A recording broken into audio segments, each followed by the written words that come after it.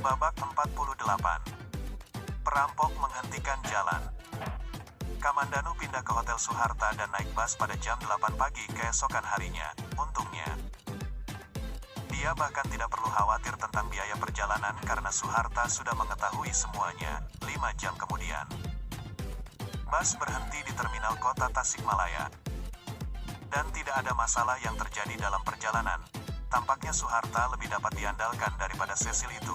Cecil berjanji pada Kamandanu tidak akan ada apa-apa.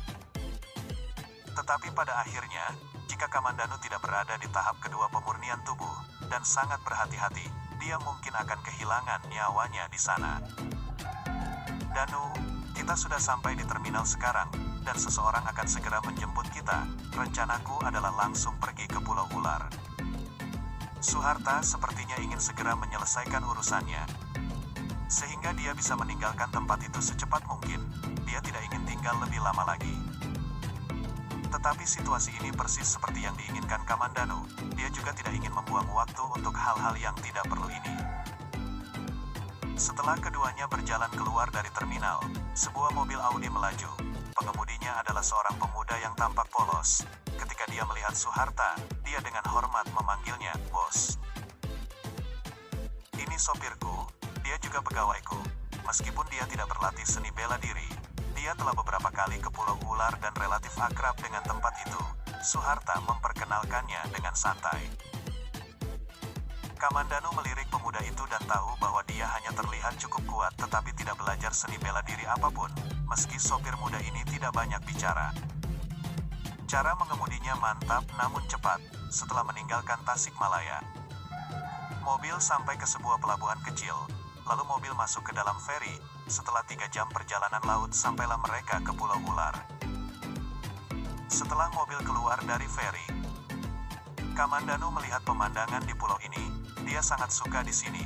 Dalam beberapa hal, dia berlari untuk hidupnya, dan tempat ini adalah yang terbaik baginya untuk berkultivasi dan bersembunyi. Mobil itu berjalan selama 10 menit lagi dan memasuki sebuah lembah besar. Begitu mobil masuk, Kamandanu mendengar suara dari belakang. Dia membuka jendela untuk melihat ke belakang dan melihat bahwa cara mereka datang telah terhalang. Suharta dan sopirnya juga memperhatikan situasi ini. Wajah sopir segera menjadi mengerikan. Tetapi pengemudinya tampak acuh tak acuh. Dia memandang Suharta sekali dan berkata, "Bos, Anda hanya perlu memberi mereka sejumlah uang tetapi jangan khawatir. Orang-orang ini biasanya hanya datang untuk mendapatkan uang." Suharta mengangguk. Dan setelah sopir mengemudikan mobil 100 meter lagi, mereka berhenti. Dan ternyata bukan hanya mobil mereka, tetapi juga Mercedes lain yang juga berhenti. "Keluar, kalian semua." Keluar, seorang pria besar mengenakan pakaian aneh dan megafon di tangannya berteriak pada mereka. Dia memiliki 2 orang di sisinya masing-masing membawa pistol, tapi tidak secanggih AK milik Cecil. Kamandanu bahkan curiga bahwa bahkan jika mereka menembaknya sebelum dia menyadarinya, dia masih bisa mengelak. 2 orang turun dari Mercedes. Ada satu pria tinggi dan seorang wanita bertubuh tinggi. Pria itu tampak tampan dan agak besar. Pakaiannya jelas dari merek terkenal, meskipun Kamandanu tidak peduli dan Gun merek. Dia masih tahu beberapa di antaranya. Tanpa diduga, pria itu berwajah pucat, seolah-olah hal seperti ini terjadi padanya benar-benar mengejutkan.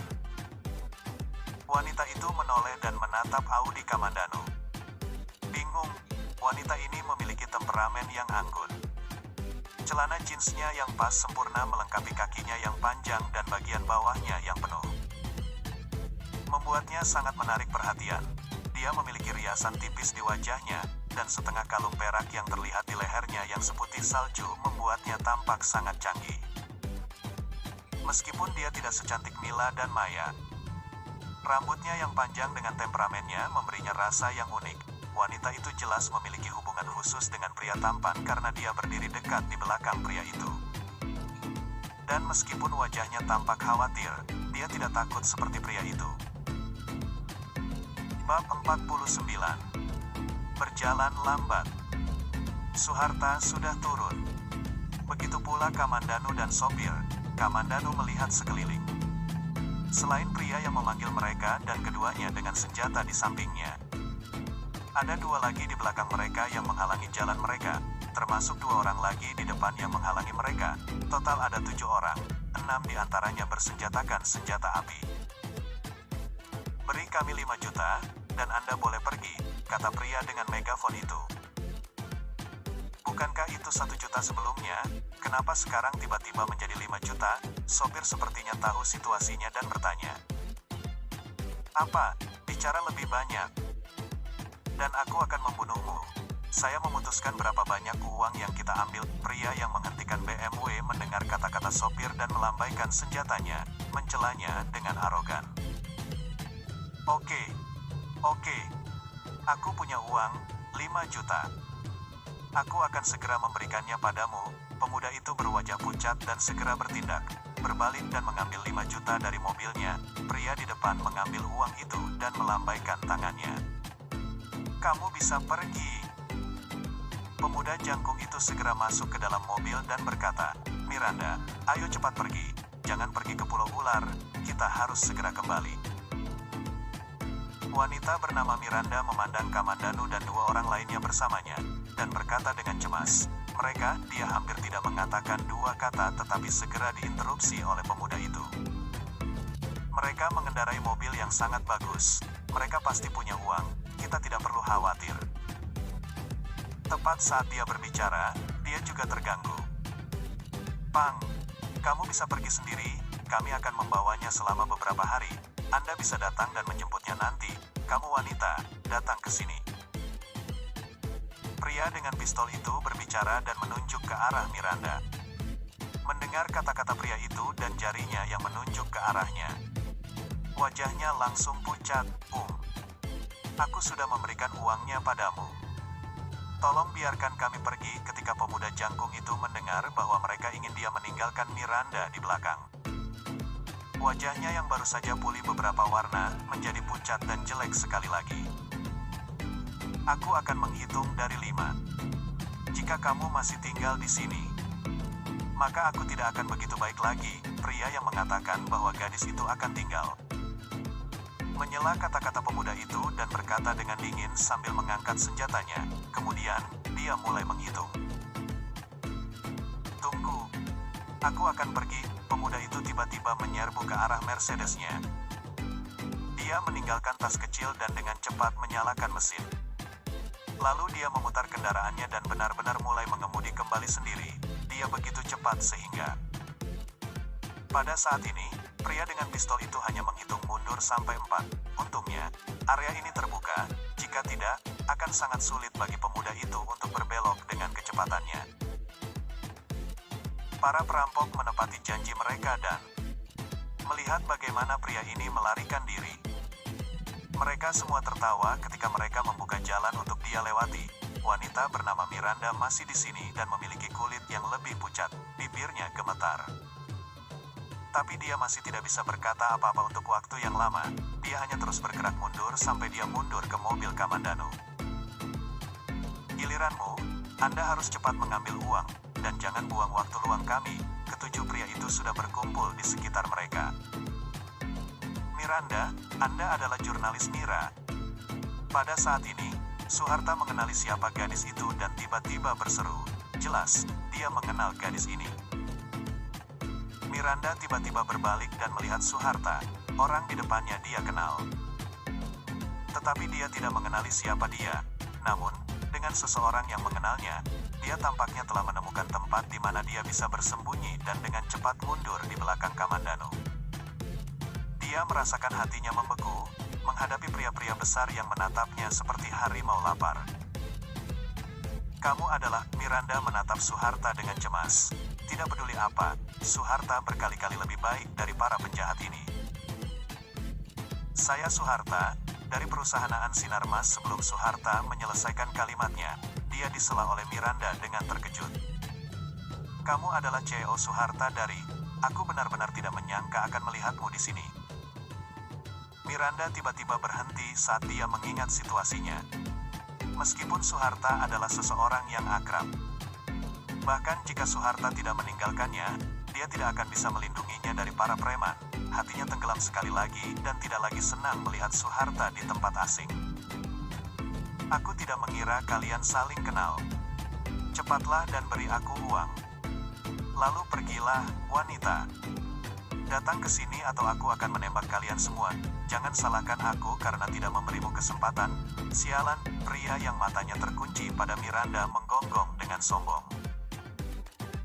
Suharta berhasil tenang dalam situasi ini. Dia mengenal Miranda karena dia adalah seorang jurnalis terkenal di Jakarta dan terutama pergi ke garis depan yang berbahaya untuk melakukan wawancara. Suharta tidak akan bisa membiarkan seorang wanita yang dikenalnya diseret oleh para preman untuk diperkosa. Danu, apakah kamu punya ide? Suharta tahu Danu bisa bertarung, tetapi menghadapi 7 penjahat bersenjata, ini tidak sama dengan pencuri di pasar. Siapakah orang-orang ini? Danu bertanya dengan jelas seolah tidak melihat pistol itu mengarah padanya. Mereka semua adalah tentara bayaran dan preman. Orang-orang ini sering berjalan di perbatasan Indonesia dan Australia dan beberapa negara lainnya. Mereka akan membunuh sesuka mereka. Tetapi mereka terutama merampok. Suharta tahu beberapa tentang ini. Jika tidak, dia tidak akan meminta Kamandanu untuk membantunya. Berapa banyak orang yang mereka miliki? Kamandanu mengajukan pertanyaan lain lagi. Dikatakan ada 13 dari mereka dan menyebut diri mereka 13 turbo. Namun, saya mendengar bahwa mereka berkelahi dengan geng lain dan 6 dari mereka meninggal. Sekarang, hanya ada 7 yang tersisa. Biasanya, mereka hanya menginginkan uang. Tetapi jika Anda tidak bekerja sama, mereka akan segera membunuh orang. Mereka hampir tidak membawa wanita.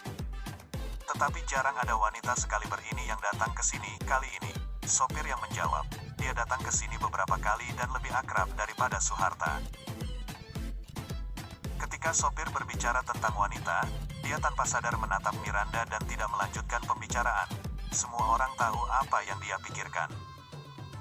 Mengapa wanita sepertimu datang ke sini? Danu mengangguk dan berkata, Bos Suharta, serahkan ini padaku. Kalian bertiga naik mobil dulu. Diancok, buang-buang waktu kita. Bunuh satu dulu. Bang, bahkan sebelum pria itu selesai berbicara, pria di sampingnya menembakkan senjatanya. Jelas, dia memikirkan hal yang sama dengan pria dengan megafon itu. Sayangnya, targetnya adalah Kamandanu. Pada saat yang sama dia menembakkan senjatanya. Kamandanu melompat dan menendangnya tepat di wajahnya. Pria itu bahkan tidak membuat suara sebelum ambruk. 2 orang di sampingnya, termasuk yang memegang megafon, juga pingsan. Namun, Kamandanu bahkan tidak terluka. Kamandanu menendang 3 orang berturut-turut. Dan bahkan sebelum dia jatuh ke tanah, dia meniru cara Cecil dan menendang gagang 2 senjata yang terbang keluar dan melewati kepala Suharta. Kemudian, ada 2 suara berat lainnya saat 2 pria di belakang Suharta dipukul di kepala oleh senjata yang ditendang Kamandanu dan pingsan. 2 pria yang tersisa dengan cepat bereaksi dan mengangkat senjata mereka untuk menembak. Bang, bang, terdengar 2 tembakan lagi. Ada retak lain. Dan baru saat itulah Suharta dan yang lainnya melihat apa yang terjadi meskipun mereka ketakutan. Kamandanu mengangkat pergelangan tangan mereka yang membuat senjata menembak ke udara. Dan suara retakan itu mungkin Kamandanu mematahkan pergelangan tangan mereka. Kamandanu tidak ingin membunuh orang di depan seorang jurnalis kalau wanita ini akan menyebarkan berita kemana-mana. Itu sebabnya dia tidak menggunakan paku logam. Jika tidak, dia bisa menyelesaikan masalah dengan beberapa paku lebih cepat. Suharta menatap Kamandanu dengan kaget. Dia tahu bahwa Danu kuat tetapi tidak menganggapnya sekompeten ini. Dia tampaknya telah menghindari peluru pertama sebelum menyerang. Dan kemudian menghadapi 6 senjata seolah-olah dia sedang berjalan-jalan. Dia kemudian dengan santai memukuli mereka. Ini bukan pertarungan, ini adalah pertunjukan. Sopir juga membuka mulutnya lebar-lebar. Dia bahkan tidak berani percaya bahwa pemuda yang tampak tidak berbahaya yang datang bersama bosnya ini sekuat ini. Setelah keterkejutan awal Miranda, dia segera menyaksikan pertarungan dengan terpesona.